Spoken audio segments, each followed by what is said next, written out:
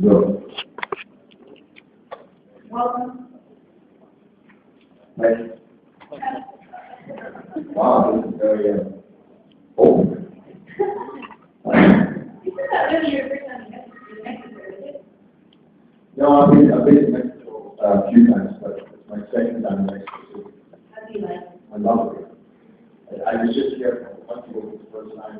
I was really blown away with the energy of the city. And as I said to my friends, I kept running into people, just people that I met, and thought, you know what, if I was living here, these would all be my best friends. This is really a great sense of humor, very warm, smart. And, so, no, I've had a great time. In fact, I'm supposed to, me and my trainer who's here, we're already working our way to stay extra days after the press tour. This is the last stop on the press tour. We're not leaving. That's awesome. We love having you here. Well, I would like to start by the first question, which is the first question, which is, what actually got your attention from these stories from the first question? What got my attention in the movie? Yeah, about the first. So, I don't know, I read this script. It felt very obviously, in today's climate, very relevant, but also, I love the idea of a hero's journey, not just one hero, of what happens when a nation is really put to the test, how that brings everybody together and require leadership and courage and integrity from all different walks of life, and how that brings a nation together. But when I started reading the script, I love my character, but then suddenly the C-130 cargo plane flying over Washington, and this attack starts, and I thought, wow, what have we got ourselves into here? It's just very ballsy and audacious and brave. But we can take that and really crowd that and make that attack so real and very plausible and as terrifying as it would be, and then move on from that and go into a situation where we create very human characters in the crisis room, the president who you know and understand, the bunker, the hostages being executed around them, and my character in the White House, and understanding protocol and all these things. Really quite into the humanity of the characters.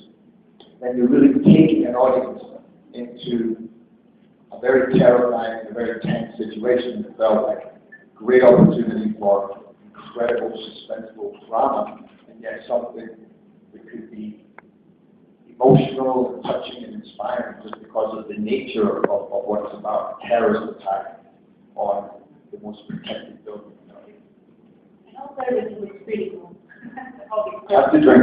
I flew 26 hours from South Africa yesterday, so I need Red Bull to try and kind of wake me up. Okay.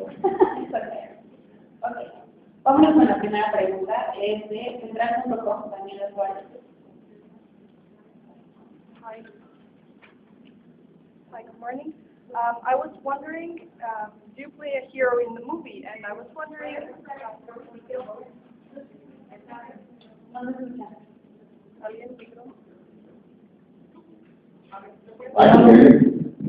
Yes, good. You play a hero in a movie, and I was wondering what a hero to you, what does a hero mean to you, and if you have any real heroes in your real life. I play a hero in the movie. I played a few heroes in my time, and I love examining the different subtleties of what it is to be a hero. There is a hero who doesn't necessarily believe that he has what it takes to do the job, but he does it anyway. It's like that Rocky moment. When he really doesn't think he can win the fight, he's terrified, and yet he goes and takes on the fight anyway. And there's also the hero who is so, just so focused and has such belief in what he stands for and what he's willing to do.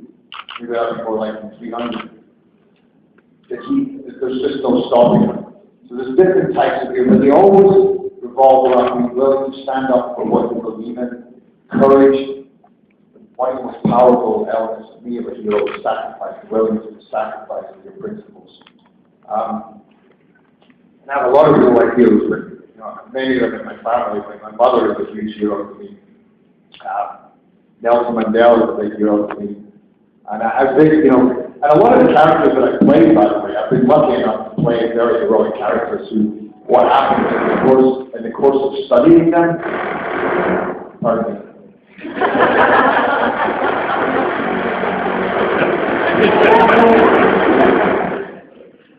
This red goes really.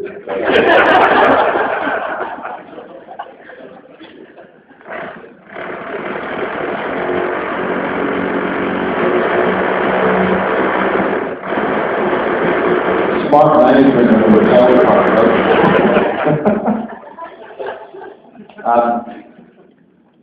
Yeah, but I think, and it's playing a hero or watching a hero, it's what we all need in life. For me, we go back from stories first begin. It's always good against people. There's always the element of the hero. They've been telling us since we were around campfires, thousands of years ago, which then became plays, then became, movies.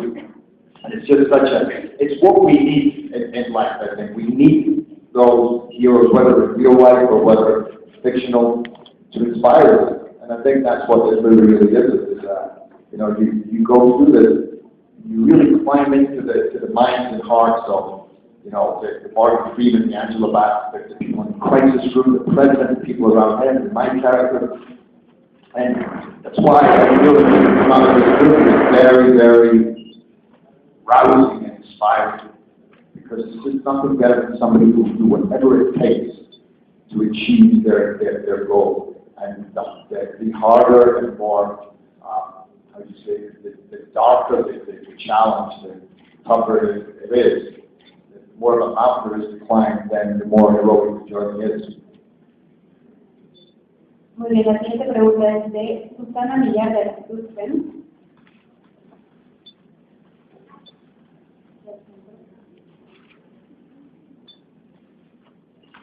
Do you feel like Titanic could become the next American James Bond?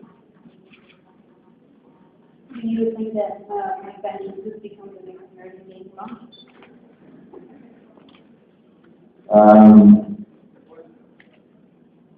don't know. To be honest, when we decided to do this movie, I never thought it just felt like a one-off. You can't really talk the White House. It is, it's why you call it Olympus. It's like the hope of God. So where do we go from that? Olympus has fallen again. But the movie has been a big success. It's doing it's done amazing in America. It's doing really well internationally, and it's touched something. I'm sure you guys have seen it, but it's a pretty powerful movie, and it really gets people going, and therefore, if you achieve something like that, then there's always going to be scope for making another one. Would he be the next James Bond, or maybe the American James Bond? I don't know. It'd be very funny because the original James Bond was Scottish. Ian Fleming was a Scotsman, and of course Sean Connery is the most famous James Bond. It's kind of bizarre. The first American James Bond style character was Scottish. But then I've often had strange situations like that. I did a movie once, a football movie, where I was playing a Scotsman is the captain of the American soccer team playing against England. But I always find myself in the balance situation. Even a Scotsman playing Secret Service, but sometimes you want to go, "I Mr. President, we got goal!" But you can't do that, unfortunately. You gotta go, Mr. President. Go. What about playing James Bond? Would you like to do that sometime? I don't know. James Bond is the Abelson. and I love James Bond. It's one of maybe my favorite franchises. I like the opportunity to create your roles, like creatively ideas, or I think if you jump into James Bond, then you're already being compared to 8 other people, and you're kind of being crucified before you even start the movie. He's not as handsome as Sean Connery. He's not as good an actor as Daniel Craig. He's not. I haven't even started La siguiente pregunta es de Héctor Pérez.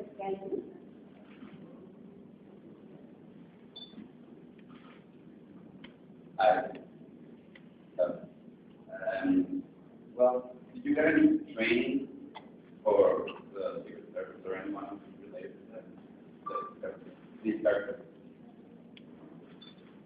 What? Did you get any training? Did you get any training for this movie? No, I'm just good at kicking ass. I'm from Scotland, we love to kick ass. No, I did a lot of training. I've done a few action movies in my time, so I've trained with a lot of the top stuntmen in the world, a lot of the top martial artists. So you learn a way of moving, and it's just like the question about the hero part. How do you adapt it for each movie in a way that can say something about the character? And it felt that we have some pretty amazing fight sequences in this movie, and I didn't want the stuntmen to do it because it was as much. That's for me in that role. It's the same as asking somebody to go and say my lines, because it's through those moments, like through the choreography, that you can say so much about this guy's brutality, his efficiency, maybe some sort of meanness in him. That there's also a bit of there's like a glint in his eye. There's a bit of enjoyment about paying back these guys who've done so much to his colleagues and the people around him. So I dived in we had Navy SEALs that I worked with. I did a lot of gun work with the SWAT team and the Navy SEALs, and then the Navy SEALs are also very incredible in fighting. One of them is 7 different martial arts, but we also had 60 Korean stuntmen who are all martial artists, and even though in the movie they look like bad guys, they are amazing, cool guys. They work so hard, and so I worked with a bunch of them. We were always choreographing fights and always making the moves, just making them mean, bad, tough. You get the moves, and then you get the brutality of it. And then I love to find other ways to just make it, make it kill like, oh my God, like, oh shit. I love that. That's sick. Muy bien, Jorge Santa Marina de Reforma. You're very quiet, and you're also polite. With this movie, we must think that Hollywood let it be finally all the terrorists in Afghanistan and the Middle East, and now the enemy public number one are the North Koreans. Actually, no, we're not saying that. This movie is not about the North Koreans, it's about terrorism. And it's a fictional terrorist group with very complex motivations that are also fictional. So, in that respect, there's a heightened reality to it. Now, if we made a movie about Jamaican terrorists, Spanish terrorists, doesn't really have the same resonance. So, you always make the movie with relevance to what's going on, what are the current political tensions, around the world, what's on their minds, what's going on here, where we're affected. So we chose North Korea. And in the movie, the North Koreans are just doing what North Koreans do. They're being aggressive. We're not saying they're necessarily the bad guys. It's the terrorists. And even in saying that, could take a movie about terrorism, but I still feel it's way more a movie about heroism. Terrorism. No, it's right. Terrorism. In the 80s, you made movies about the Russians because the U.S. was standing up against the Russians, and just after World War II, it's about the Germans, and now the scope is widened a little because you have Iran, Afghanistan, Iraq, you have Korea. But we made a point specifically of not putting this on Korea, but on particular terrorist action, which also makes it, I think, a more interesting and scary prospect, because despite what's going on in Korea right now, I think the biggest threat is terrorism rather than rogue states, and that's another reason why I think that the movies had surprising resonance with everybody, because I don't even think that we realized how much it would affect people when they watch it. Even myself watching it with reflection on what's just happened. That we all carry this baggage of recent terrorism versus 9/11. and various other facts. That's all in here. Suddenly when you're watching this movie, it brings up a lot in a lot of people, and I think that's one of these like some of the pretty powerful experiences. But at least in this, the thing about 9/11 was after it happened, everybody was like, I need to do something. There was nobody to get back at because they were all dead. They were all in flames. Whereas in this movie, the terrorists are there. It's a hostage situation, which in a way allows for this additional drama. It's a standoff. They're still there. They have these outrageous demands that will affect the future of America and then will affect various other countries. And then, I don't know. At least here you have a chance to get some justice, which is what I do. Well, we actually see the White House very much destroyed. So could you tell us a little bit about that experience being in the middle of the action? So, what's going on? Yeah, well, we built a White House. We built our own White House in Shreveport, Louisiana. And it's quite funny because they were very excited because we suddenly felt we had a seat of parliament in Louisiana. And it became a monument very quickly. They like give directions. You don't turn left, that's the White House. And then we blew it up. And then they were like, no, just turn left where the White House used to be before we blew it up. But we were filming those scenes, and it was on the heat index, 120 degrees, and the humidity was the same. Just sitting there was miserable. And then every take, and probably over the course of 7 days, we must have done about 400 takes of the various different parts. And because when I arrived at the White House, I'm supposed to have been running down a building and a mile down the street. So for every single take, I get down and run, push, running in the spot. By the time the take started, I'd sweat pouring off me. I would have to change my shirt, soaking, and I have to change it roughly once every 10 minutes. Can I know what shirts did you have? What's that? We had about 18 shirts, and then they would like literally make their blow dry. People were going through them so fast. And just drinking water was like, drinking water constantly. But the scenes are so exciting because you're right in the middle of this craziness. There's explosions going on all around you. You're firing guns. There's probably about 80 guns being fired. And guns are even blanks, or firing blanks are dangerous. I mean, during this movie, I'm chasing. It happened to me in another movie, Machine Gun Preacher, when I was hit by somebody else in the chasing. Cut my head, cut me here. The next take, happened again, cut me here.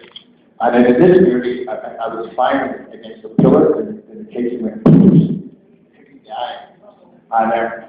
And when somebody's firing against you, if you get too close, you can seriously hurt somebody. I almost blew actually Joey's face off once.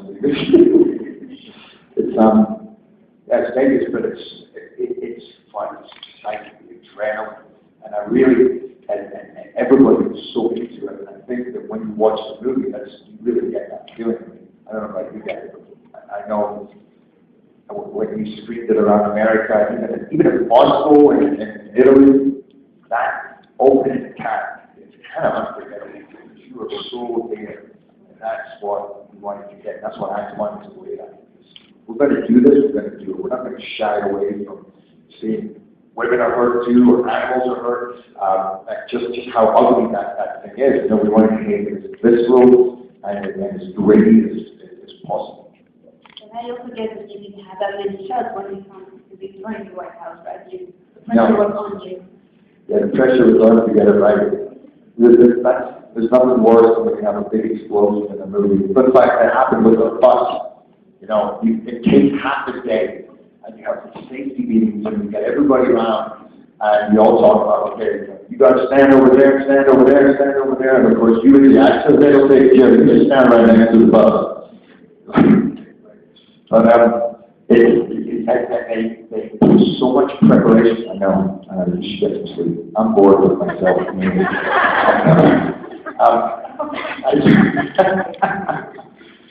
And you wait all this time for what everybody's getting so worked up about it, and then finally it happens.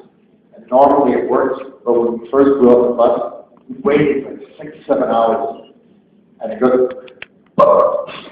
this little thing comes out of the roof, and it was nothing. And we're all sitting there, are you kidding me? And it took another 2 days to set that up, to get the explosion properly. It's a dangerous business, you know, there's a lot of propane, there's a lot of explosives, and if you get it wrong, people get hurt. Okay, vamos a la siguiente pregunta, es ¿sí se cine en línea?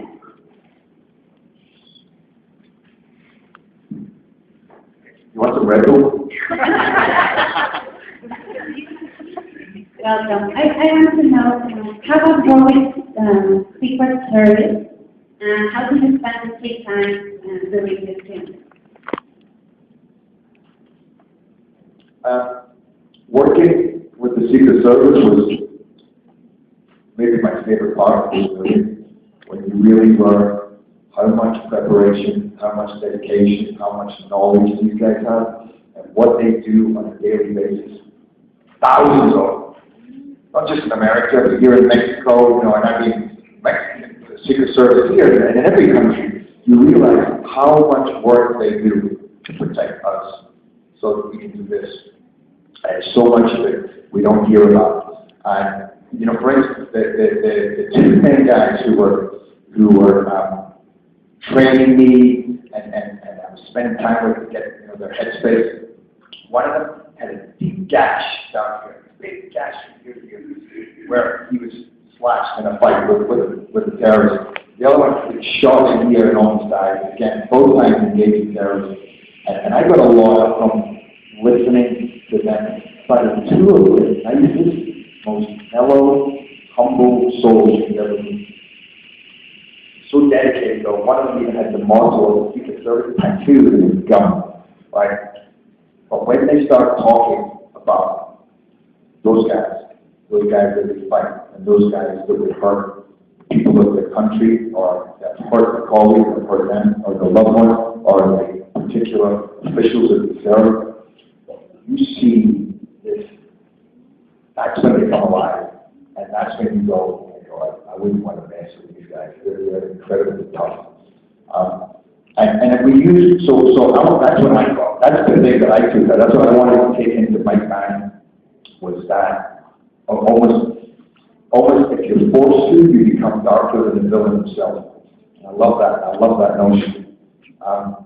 And we spent a lot of time gleaning information from them as well about how to set up this initial attack, and then also what is protocol, what happens in the crisis room, what happens in the White House when you go in there, what do you do, how do you keep an audience fascinated, because it's a really interesting process. You go in, you check on everything, you know, what's surveillance, what's going on with the air vents, how do you establish outside lines of communication, how do you assess the enemy capability, how do you get ammo, and then how do you start forming a plan. All of these things that are actually really cool to get involved with and know what's the purpose of this, what's counterterrorism, and the cat and mouse game.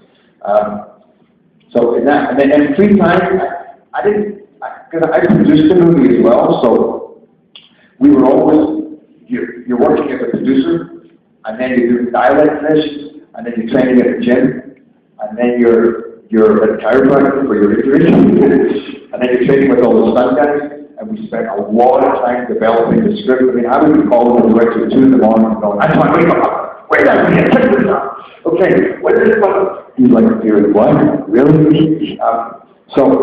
And then, after all that, you are actually perform. So there was always that, Antoine had this thing for me, which was, bad texture, which would always click me back into places like that. But what I did, I stayed out on a lake, beautiful lake, and sometimes we had a little boat, and we'd go out with the boat, and sometimes we would work out there, which developing the script, or I would just go out there and sit and work, or chill. It's amazing. I gotta tell you, whenever I think of this lake, I'm like, it is so beautiful.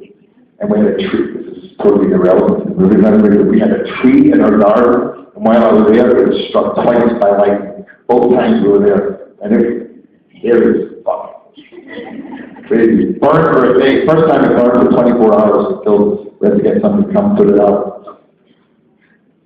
Just put your check with permission. Shall we send Antoine some Red Bull because of your cold, your morning cold? What's that? Shall we send Antoine Red Bull? He might be. Yeah. I got to tell you about it. That's something I'd love to just talk about for a second. One, Antoine Fuqua, the most amazing director. He directed Training Days. There was nobody better for this. And actually, when I got the script, I was already working with him on another couple of projects. And then suddenly we see him, and I thought, oh my God, this is Antoine written all over it. And I took it to him, and he said, you know what, let's go, let's just dive in right now. And I was on the phone with him yesterday, and we were like, okay man, I've got another one for you. He's like, I've got one for you. And we just want to do everything together right now. It's great to work with a director when you're making a movie that's a lot of action. One, guy with a Gold Glove boxer. He's so tough, and yet he's so sensitive. And he is somebody, if you ever want to talk about a hero's journey, my favorite movie of all time is Apocalypse Now, and it's his favorite movie too. And that is the absolute darkest journey of a hero. He's going down that river into the unknown territory of herself. And he's so incredible an actor.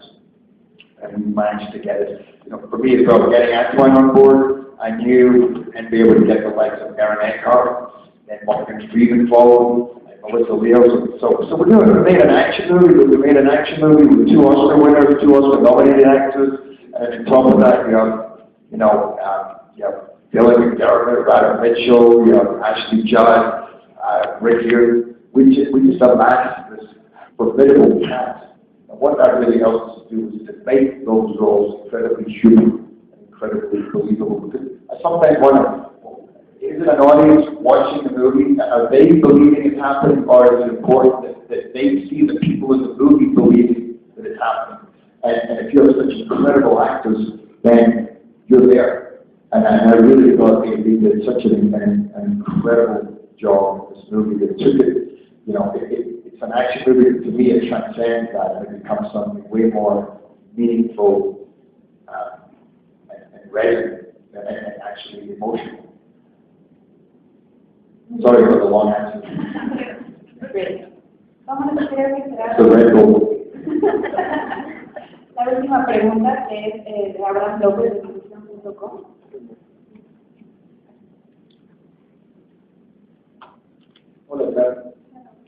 Hola. ¿Qué cualidades crees que debe tener para que la gente que está a su alrededor quiera conocerlo de la manera que usted la ve?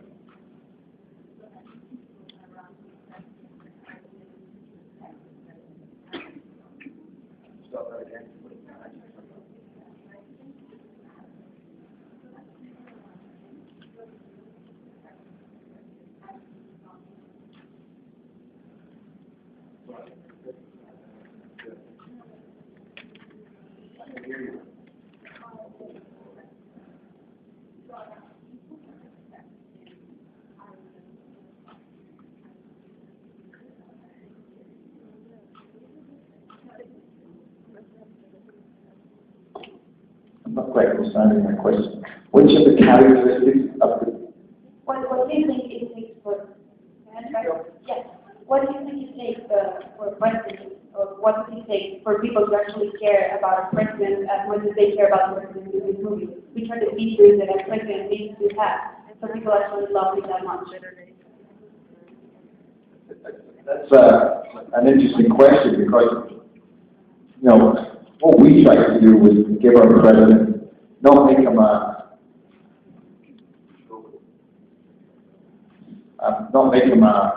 pushover in any way. We wanted to make this guy, show that he was a fighter, the boxing scene in there at the beginning. We wanted to show a guy who had some balls, who was fit, who was athletic, and yet who was a decent man with integrity. Somebody that you got to know, you saw the tragedy in his life, you saw that he really is trying to deal with his son, and you see that he's very fair in politics. Because we didn't want to create a situation there where they're muddying up, you know, his personal beliefs. We wanted to create, you know, a modern, young, kind of vital politician. But what I do believe, and it's interesting because, to me, what's more important than what are the attributes that your president needs for you to care about? It's something that is important, I think, because he's your president. And I think that, you know, you as Mexicans, you grow up, from the day you're born, you hear about the institutions, the president, and those posts. Whether you love or hate that person, they're your president. They serve you, they protect you. It's the same in Britain. It's the same, you know, whether people agree with whether they love or hate Obama.